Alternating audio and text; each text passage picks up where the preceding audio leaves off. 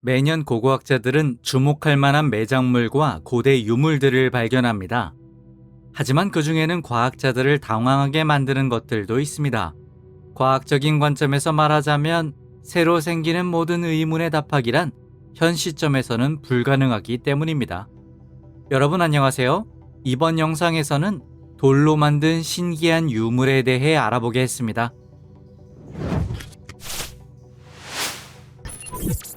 벤벤석. 벤벤석이라는 지구 외 기원 돌은 고대 이집트인들의 종교적 세계관에서 매우 중요한 역할을 했습니다.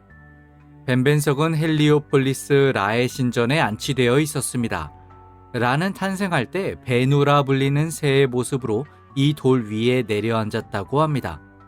베누는 피닉스의 원형이라고도 불리며 되살아나 다시 태어날 수 있었습니다.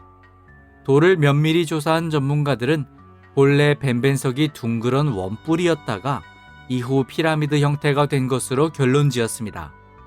그렇다 치더라도 왜 돌의 기원이 지구 밖에 있다고 알려져 있는 걸까요? 사실 역사가들은 이것이 지구에 낙하한 철 운석이 아닐까 생각하고 있습니다. 그렇다면 어째서 그런 모양을 띠고 있는 거죠? 이것도 간단합니다. 그러한 천체 중에는 대기권에 돌입해도 회전하지 않고 그대로의 상태를 유지하는 것이 있습니다. 운석의 앞부분이 녹아 뒤로 흐르고 그 과정에서 원뿔형이 되는 것입니다. 이를 뒷받침하는 예로 윌러멧 운석과 어앤디 운석을 들 수 있습니다. 역사를 펼쳐보면 고대의 운석 신앙이 널리 보급되었던 곳은 중근동이라고 해도 과언이 아닙니다. 만일 전설을 믿는다면 헬리오폴리스에는 태양이 최초로 떠오른 성스러운 장소가 있었다고 합니다. 고대 이집트인들이 최초의 오벨리스크를 세운 곳은 바로 이곳이었습니다. 이 원뿔형 물체를 발견한 사람들은 그것을 벤벤석이라고 부르며 오벨리스크 정상에 놓고 돌기둥을 더욱 신성한 유물로 다뤘습니다. 이 물체야말로 마침내 대피라미드 건설의 원형이 된 고대 이집트 숭배의 열쇠였습니다. 그러나 아무리 자세히 살펴보아도 누가 어떻게 벤벤석을 완전히 균일한 피라미드형으로 만들었는지 학자들 사이에서 아직까지 답이 나오지 않았습니다. 게다가 돌에 그려진 그림과 문구를 조사한 결과 더 많은 의문이 생겨났습니다. 무려 그 돌에는 이후 건설된 피라미드에 대한 정보가 포함되어 있었던 것입니다. 이시노 호덴. 이시노 호덴은 인공거석이 남아있는 유적을 말하며 일본에 총 5군데가 있습니다. 가장 유명한 것으로는 일본 효고현에 있는 이쿠이시 신사의 신체로 모셔져 있는 수수께끼를 간직한 거석을 들 수 있습니다. 추정 500톤의 용산석으로 알려진 바위산 중턱을 깎아서 도려낸 것처럼 만들어져 있습니다. 이 고대의 수수께끼 건축물은 유례없는 특이한 외관 때문에 매우 큰 주목을 받고 있습니다. 연구 과정에서 이시노 호덴이 무덤이라는 썰도 제기되었는데 그 역사적 유래는 많은 연구자들을 고민하게 만들었습니다. 또한 이게 완성형인지 아니면 미완성품인지조차 모르는 상태입니다. 수많은 전문가가 아무리 조사해도 건축의 목적을 해명해내지 못한 것입니다. 학술 조사 결과 내부에 공동은 없는 것으로 나타났습니다. 그런데 어떤 도구나 수법으로 만든 것인지 그 흔적을 물체의 표면 어디에서도 찾을 수 없었습니다. 거석 아래의 검은 부분은 크게 움푹 패여 있고 작은 연못으로 되어 있습니다. 이 연못에 거석이 떠 있는 것처럼 보입니다.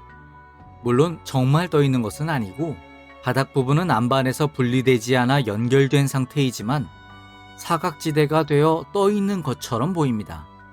돌의 뒷면에는 돌기가 있어서 세우면 집 같은 모양이 된다고도 하지만 용도도 목적도 심지어 어느 시대에 만들어졌는지 여기에서 이동시킬 생각이었는지는 아무도 모릅니다.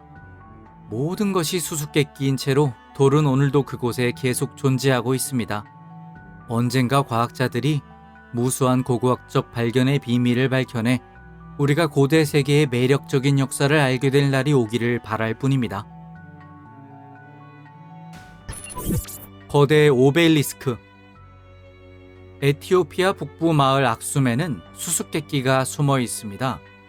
바닥에 누워있는 33m 길이의 데스텔레라고 불리는 돌기둥을 비롯해 화강암으로 만든 오벨리스크가 여러 개 솟아 있습니다. 예전에 오벨리스크는 100개 이상 있었다고도 알려져 있습니다. 흥미로운 것은 모든 오벨리스크가 약 2000년 전에 사람의 손에 의해 만들어졌다는 점입니다. 고대의 이 직사각형 기둥은 하나의 돌로 만들어져 있었습니다. 그래서 의문이 생겨납니다. 누가, 대체 어떤 방식으로 이런 거대한 외나무 기둥을 만들고 설치했을까요? 고대 에티오피아 원주민들에게는 불가능했던 것은 누가 봐도 분명합니다. 그러나 그뿐이 아닙니다. 악숨 기둥의 조각된 장식도 인상적입니다. 그곳에는 창문과 문 외에 각 층의 경계를 본뜬 대들보까지 새겨져 있습니다. 어떻게 옛 장인이 현대의 근대적 고층 빌딩 외관을 이렇게 정확하게 재현할 수 있었는지 짐작조차 할 수 없습니다. 그러나 놀랍게도 고고학자들은 이 오벨리스크 아래에서 폭 80m, 길이 20m의 꽤 큰 대를 발견했습니다. 이렇게 되면 악숨의 오벨리스크는 무언가 거대한 건물의 일단, 즉 빙산의 일각에 불과할 가능성도 충분히 있는 것입니다. 현재 본격적인 연구가 진행되고 있지만 아직까지 진상이 밝혀지거나 의문에 대한 답을 얻지는 못한 상태입니다.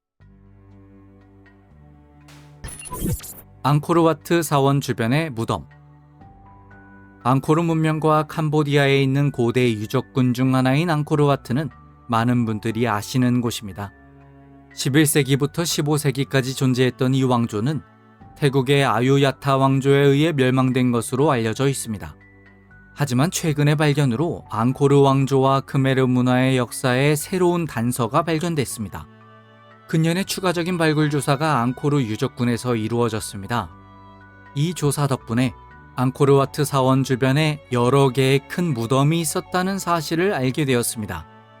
방사성 탄소 연대 측정 결과 거기에는 12세기 도자기와 그릇 조각, 구운 음식 잔여물, 장식품 등 많은 유물이 있었던 것으로 밝혀졌습니다. 같은 시기에 가람과 해자, 무덤 등이 만들어졌습니다. 그런데 놀랍게도 고대인들의 생활과 활동의 흔적은 15세기 초까지 완전히 사라져 버렸습니다. 왜 앙코르 사람들은 그런 무덤에서 살게 되었을까요? 그들은 어떤 생활을 하고 있었을까요? 그리고 왜 15세기의 무덤에서 나와 지상으로 돌아가게 된 것일까요? 이러한 의문은 모두 아직까지 풀리지 않았습니다. 인공섬군 남마돌. 얼핏 보면 이들 유적은 자연 조형물에 불과해 보입니다. 하지만 유적지에 다가가면 이것이 사람의 손에 의해 만들어졌다는 사실을 금방 알 수 있습니다. 높이 약 3.5m, 벽은 무게 25톤의 현무암 석재로 만들어진 건물을 상상해 보세요. 너무 신비롭고 아름다운 모습입니다. 하지만 누가 바다 한가운데에 이런 인공섬군을 건설했는지에 대해서는 오랫동안 의문으로 남아 있습니다. 남마돌은 1285년경에 인공적으로 만들어졌을 것으로 추측하고 있지만 누가 만들었는지에 대해서는 알려지지 않았습니다.